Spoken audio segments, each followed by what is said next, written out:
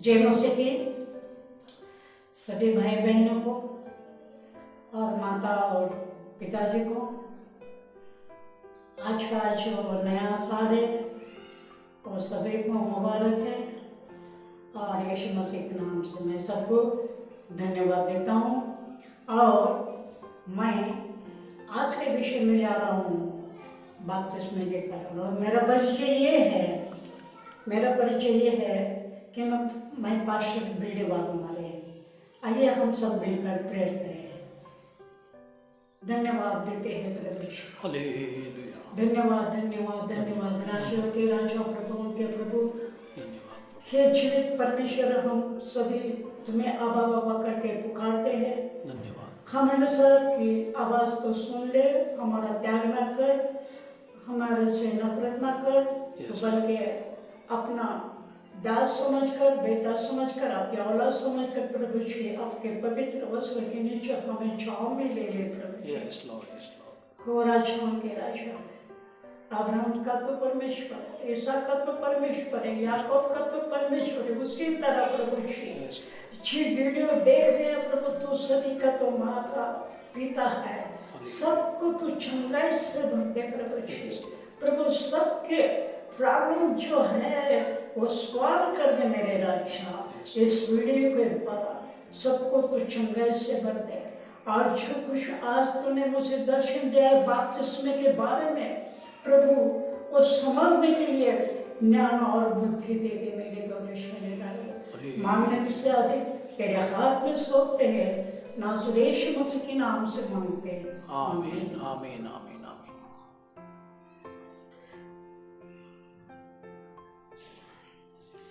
तो मेरे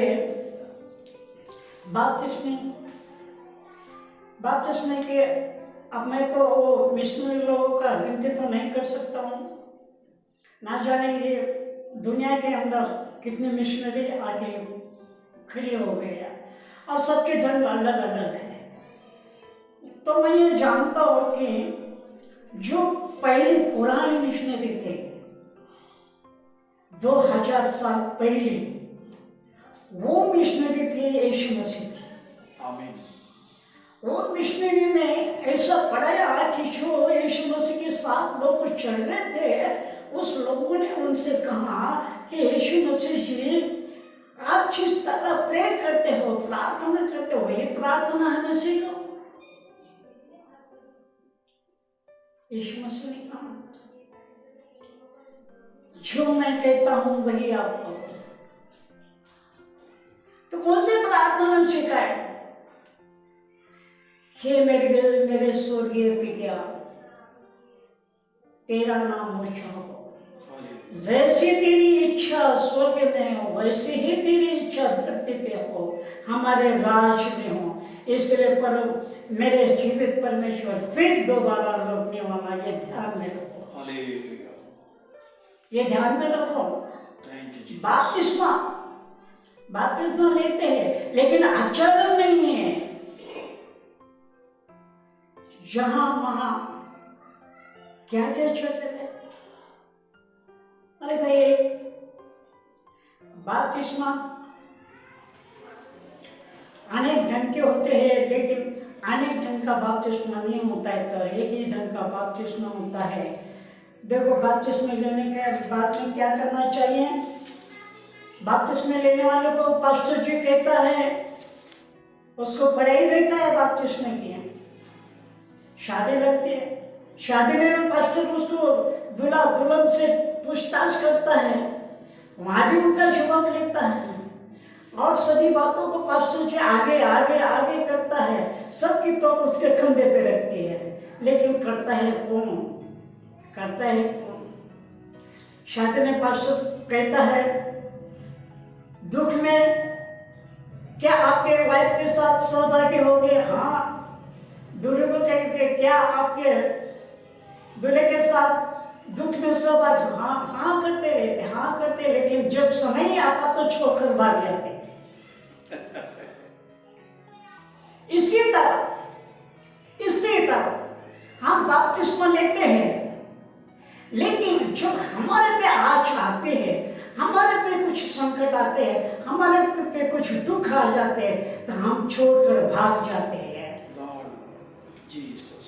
देखो, यीशु मसीह ने खुद कहा है, ये सब मेरे चेले मुझे छोड़कर भाग जाएंगे।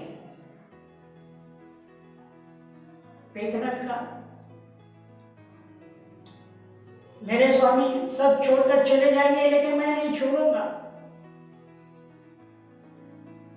तो यीशु मसीह ने कहा, देख तू तो मुझे नहीं छोड़ेगा, लेकिन छूट के तो रहेगा कि जब ताजू के समय में 3 बार मुर्गा आवाज देगा। ये भी कभी सोचा? बपतिस्मा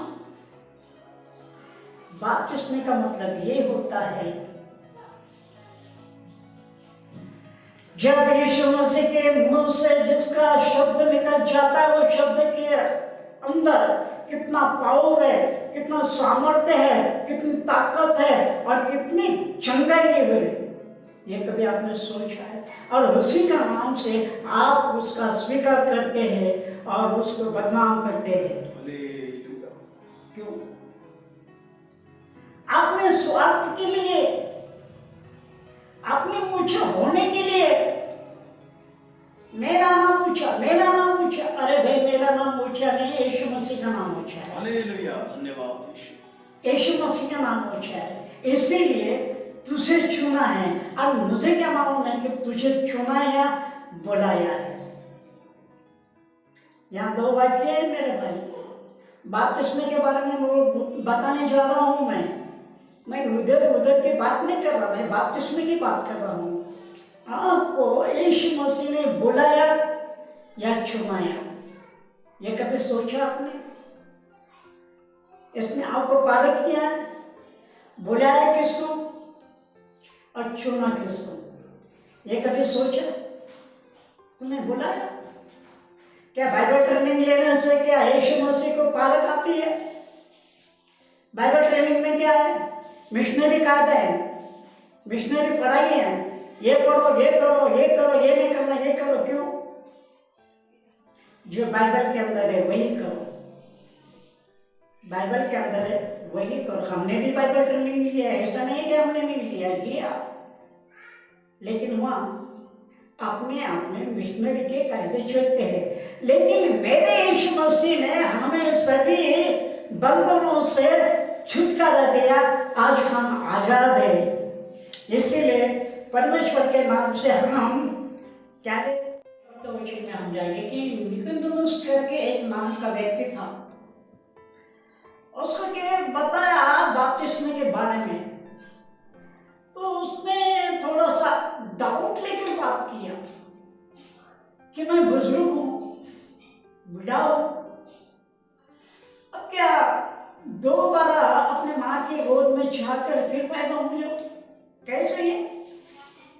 क्या डाउट की बात है। लेकिन जिसका बपतिस्मा नहीं होता है, जब तक वो प्रभु भोज की बात तो अलग ही होती है, लेकिन वो प्रभु यीशु मसीह का दास नहीं बन सकता।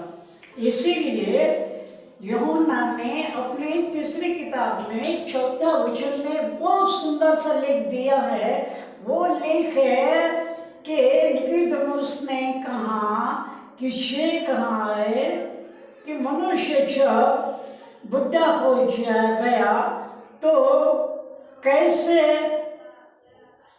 जन्म ले सकता है, बुढ़ा होने के बाद कैसे जन्म ले सकता है। लेकिन यीशु मसीह ने उसको कौन से जन्म के बारे में बताया था? कौन से? वो जगत के बारे में नहीं बताया था, तो आध्यात्मिक जीवन के बारे में बताया था। लेकिन निकोदेमुस को समझ में नहीं आया था आध्यात्मिक चीज क्या होती है, पुनरुत्थान जीवन क्या होता है, दोजख और आग ये भी मालूम नहीं है। आज ये यीशु मसीह के हृदय के नीचे कोई आग में चिल्ला रहे कि मेरे पिता, तू हमारा कब तक न्याय नहीं करेगा, कब तक हमें ऐसा रखेगा, कहा पूरे लोगों को मैं इकट्ठा करूंगा, तब उनके साथ तुम्हारा न्याय होगा। याद रखो, याद रखो। और वेदी के नीचे कितने आदमी होंगे? कितने आदमी होंगे वेदी के नीचे? वेदी मतलब क्या है? वेदी क्या है? आज तो वेदी के ऊपर तो जूता पहनकर चलते हैं। अरे भाई वेदी क्या है? वेदी का कोई तरीका होता है? जूता पहनकर कोई बहन हो वेदी के ऊपर जाके प्रचार करती है, क्या मतलब क्या है? वेदी क्या है? लेकिन वेदी का जो मतलब मालूम नहीं है, तब बपतिस्मे का मतलब कैसे मालूम होगा? गौर करो, समझ जाओ। लेडीज वेदी पे जाके प्रचार करती है, पास्टर बन रही है, कैसे? आप क्या समझे? खिलौना, हर चीज का खिलौना समझ ले? क्या समझ लेगा? सोचो, गौर करो। वो वेदी के नीचे किसी यीशु मसीह की चेहरे हाथ में है, वो जो हाथ में चिल्ला रहे हैं कि हे प्रिय परम पिता, तू हमारा कब न्याय करेगा? तो उसने कहा कि मैं पूरे लोगों को इकट्ठा करूंगा, उस आत्मा के साथ तुम्हारा आत्मा को न्याय करेगा। आराम से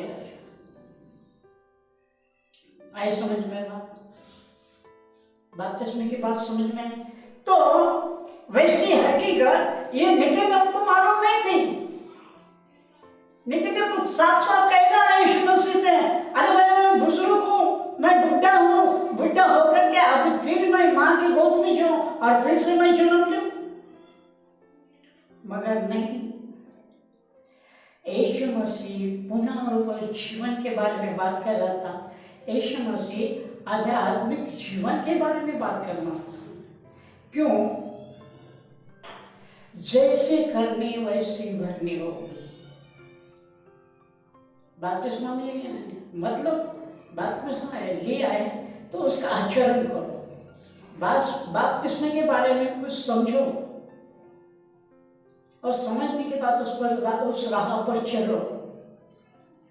जब बपतिस्मे के राह पर तुम चलोगे कि यीशु मसीह का जीवन का प्रकाश आपके ऊपर छाया करेगा।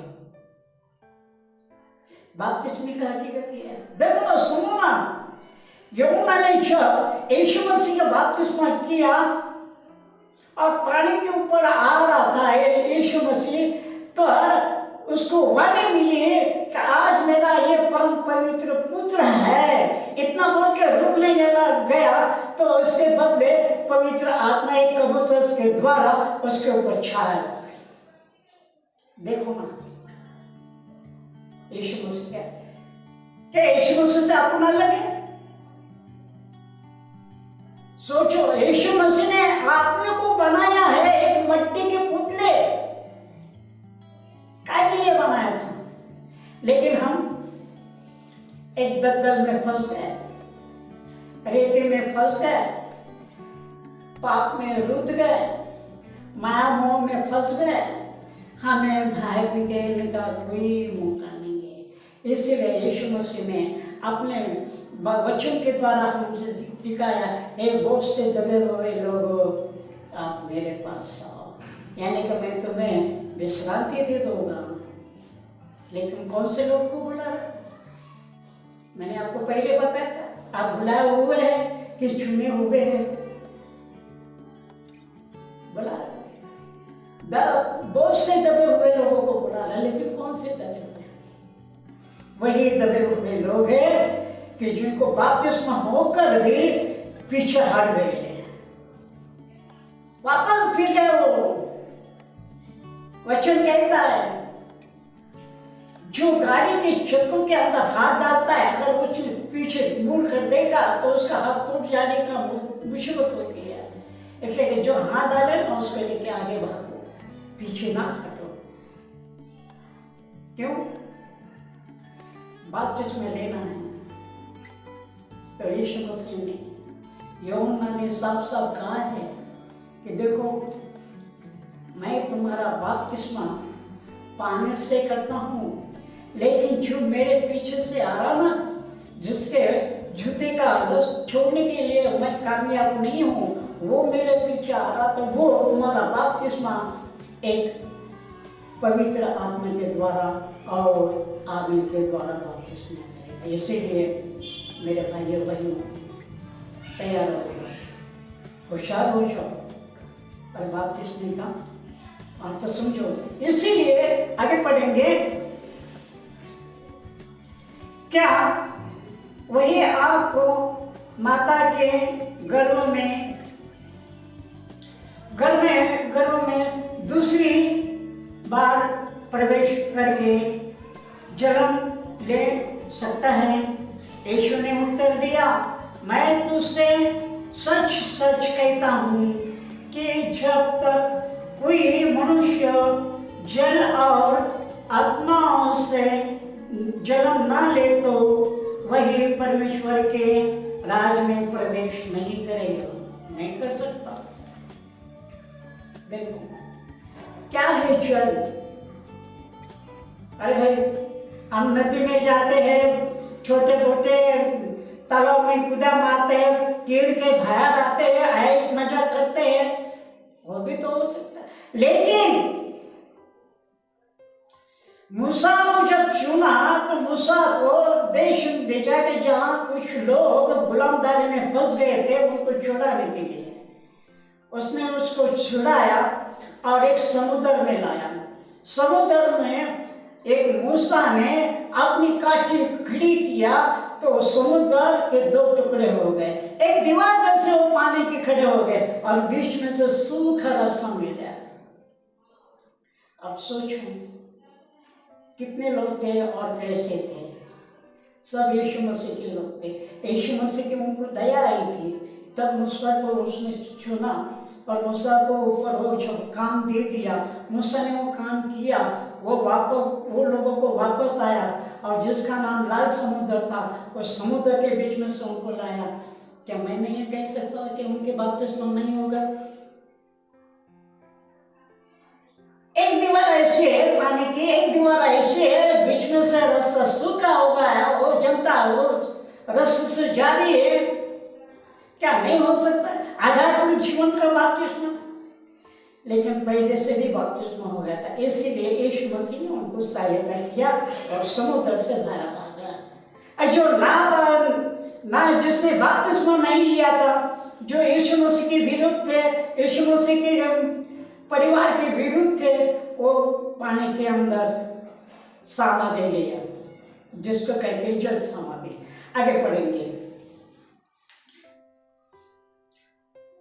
अचंभा न कर कि मैंने तुझसे कहा, मूसा ने सिरे में जन्म लेना आवश्यक है।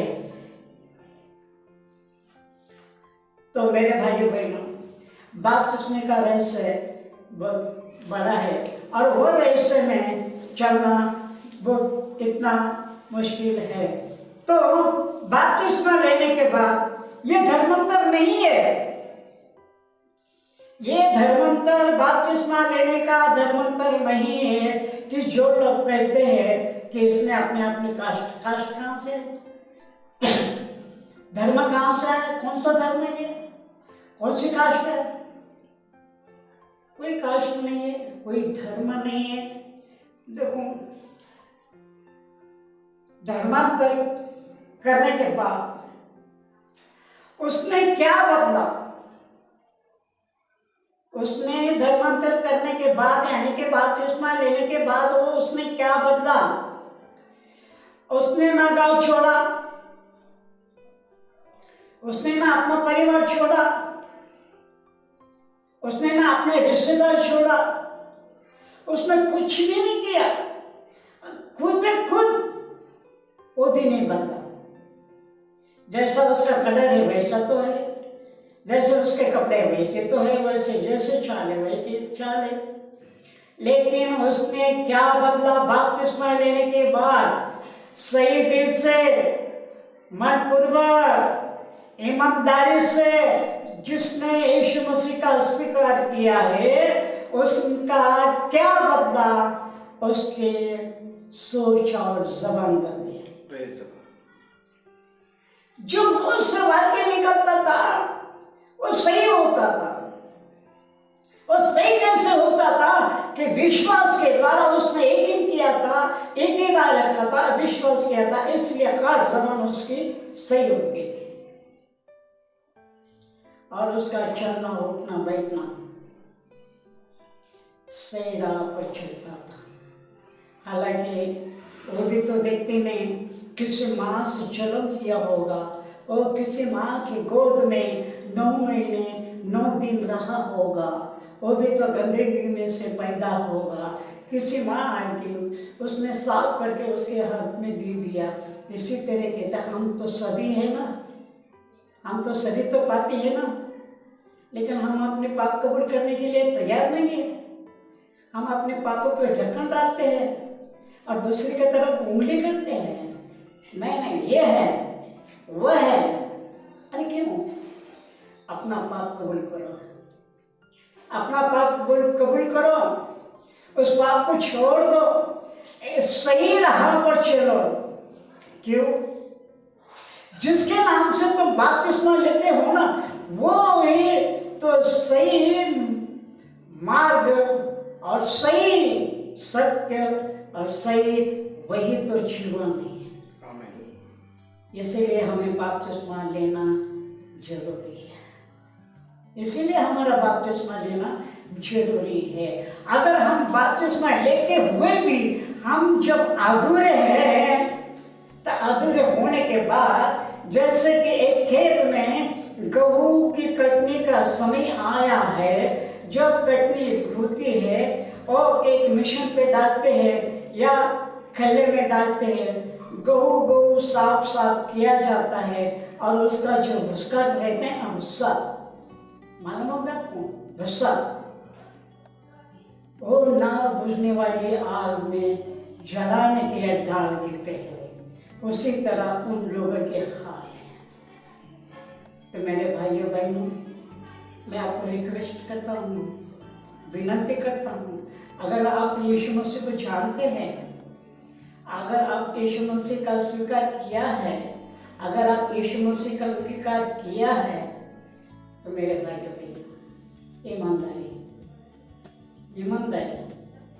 ईमानदारी यही आपके काम आ जाएगी। ईमानदारी, अब जब ईमानदारी के ऊपर आपका पाँव गिरेगा, सच्चाई पे आपका पाँव रुकेगा, तब आपको तकलीफ हो जाएगी। तकलीफ होगी क्योंकि यीशु मसीह का वचन है कि जो यीशु मसीह के दासी है ना, उनको पकड़ने के लिए एक शैतान तैयार है। क्या तैयार है? शैतान तैयार है। और शैतान पे विजय पाने के लिए यीशु मसीह दौड़ता है। यीशु मसीह के नाम अपने दिल में रखो, बाइबल आचरण करो और सही राह पे चलो। यीशु मसीह आपके साथ रहेगा। यही है बपतिस्मे का कार्य, आखिरी बपतिस्मा, उसका आचरण आपके काम आ जाता है। जहाँ इसहाक है, जहाँ अब्राहम है, जहाँ याकूब है, उनका जो पिता है वही आपको जगह मिलेगी और वही आपको चंगाई और आशीष प्राप्त होगा। ये दुनिया का महल माली तो निकल जाएगा, तुम्हारे पाँव के नीचे की जमीन ढल जाएगी, आकाश और तारे निकल जाएगा, लेकिन मेरे स्वर्गीय पिता के वचन सदा सर्वदा हमेशा कायम रहेगा। आमीन। पढ़े हुए वचन हम सभी भाई को प्रभु यीशु मसीह के नाम में मैं आप सबको दिल से धन्यवाद देता हूं। हमारे बीच में प्रभु के दास रेवरेंड बीडी हमारे साहब के द्वारा परमेश्वर ने आज एक अद्भुत विषय के ऊपर हमसे बातें की। उनका जो विषय था कि बपतिस्मा क्या है और लेना क्यों जरूरी है। सच बात है, बपतिस्मा लेने के बाद में हमारे ऊपर स्वर्ग का एक सिक्का लगता है, एक छाप लगती है और हम परमेश्वर के लोगों में शामिल हो जाते हैं और हम इस बात का डिसीजन लेते हैं, इस बात का निर्णय लेते हैं कि हम प्रभु के साथ चलेंगे, प्रभु के पीछे चलेंगे, प्रभु के बातों को हम फॉलो करेंगे, उनकी आज्ञाओं को हम पालेंगे और जो कुछ प्रभु का आत्मा हमसे कहेगा हम उसका पालन करेंगे। आज का जो संदेश, आज का जो मैसेज इस YouTube के माध्यम से प्रभु के दास बीडी वाघमारे साहब ने हमसे शेयर किया है, मैं फिर से प्रभु को धन्यवाद देता हूं उनके सुंदर वचन और उनके इस अच्छे अभ्यास के लिए जो आज हमारे लोगों के बीच में उन्होंने शेयर किया। मेरे प्रियो, मैं आप सभी से रिक्वेस्ट करता हूं कि उनका जो चैनल है पास्टर बीडी वाघमारे, इस चैनल को आप सब्सक्राइब करें, ज़्यादा से ज़्यादा लोगों में शेयर करें, लाइक करें, कमेंट करें, ताकि प्रभु की सेवा करने में हम प्रभु के दास को इंक्रीज करें, उत्साहित करें, ताकि आने वाले दिनों में हम अच्छे से अच्छे प्रचार को आपके लिए शेयर कर सके, ला सके। आइए हम 2 मिनट की इस विषय के लिए प्रार्थना करेंगे। सर्वशक्तिमान पिता परमेश्वर, यीशु मसीह के नाम में हम आपको धन्यवाद देते हैं। आपके दास पास्टर बीडी वाघमारे, इनके द्वारा आपने जो बातें की, आपके लोग इस बातों से सीखे कि बपतिस्मा क्या जरूरी है, क्यों जरूरी है। आप प्रभु सभी के हृदय को छूकर इस विषय को आप उनके हृदय के पट्टी पर लिख लीजिए, ताकि प्रभु आपके लोग, आपके बच्चे इस वचन के द्वारा, इस मैसेज के द्वारा आशीष पाए, बहुगुनाई से आशीष पाए। यह नया साल 2022 हमारे लिए, हमारे भाइयों के लिए, हमारे परिवारों के लिए आशीष का कारण बने और ये मैसेज भी आप सब के लिए, हम सब के लिए आशीष का कारण बने। ये सारी प्रार्थना, ये सारी विनती हम सब के उद्धार करने वाले प्रभु यीशु मसीह के नाम में मांगते हैं। सुन लीजिए और कबूल कीजिए। आमीन, आमीन, आमीन। परमेश्वर आप सबको आशीष करे। God bless all of you. Thank you so much.